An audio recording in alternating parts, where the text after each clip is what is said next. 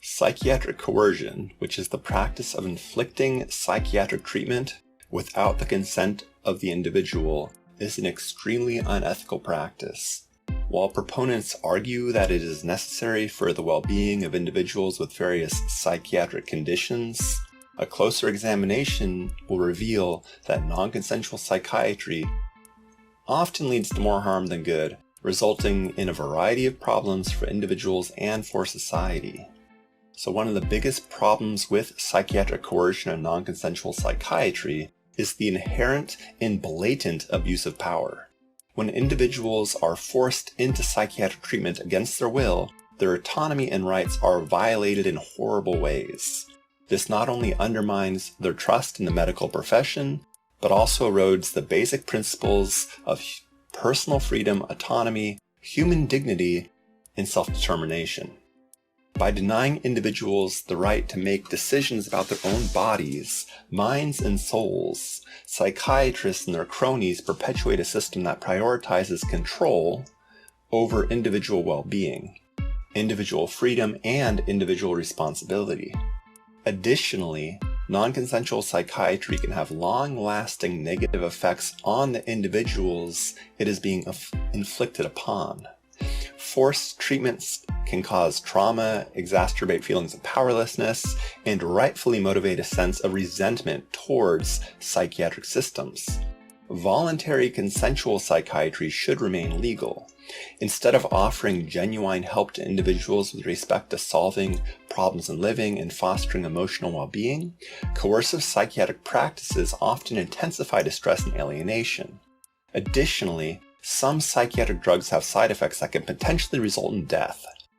It's crucial to acknowledge that all psychological and psychiatric services should be based on trust, consent, collaboration, and respect, rather than coercion, arrogance, and human rights abuses.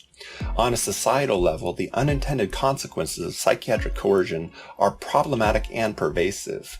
In addition to psychiatric coercion being an immoral human rights abuse, the over-reliance on psychiatric coercion and non-consensual psychiatry can strain healthcare resources and divert attention and willingness to receive help from more effective non-coercive approaches.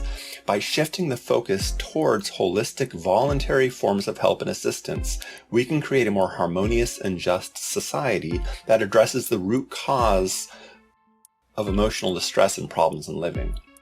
Non-consensual psychiatry undermines individual autonomy, exacerbates emotional distress, and perpetuates stigma, and diverts resources from non-coercive, voluntary assistance and help. So I hope you consider trying to help outlaw psychiatric coercion. I hope you read the book Anatomy of an Epidemic by Robert Whitaker. I hope you read the book Cruel Compassion by Thomas Szasz. And by the way, Thomas Szasz wrote about 35 books. I hope you read the book Our Right to Drugs, The Case for a Free Market by Dr. Szasz. I hope you read the book Psychiatric Slavery by psychiatrist Thomas Szasz. I hope you read the book Psychiatry, The Science of Lies by psychiatrist Thomas Szasz. Psychiatric coercion is a human rights abuse. I hope you read the book Suicide Prohibition, The Shame of Medicine by psychiatrist Thomas Szasz. I hope you read the book Fatal Freedom, The Ethics and Politics of Suicide by psychiatrist Thomas Szasz. I hope you read the book The Manufacture of Madness, a comparative study between the Inquisition and the mental health movement by psychiatrist Thomas Szasz. Psychiatric coercion is morally wrong. Psychiatric coercion is problematic.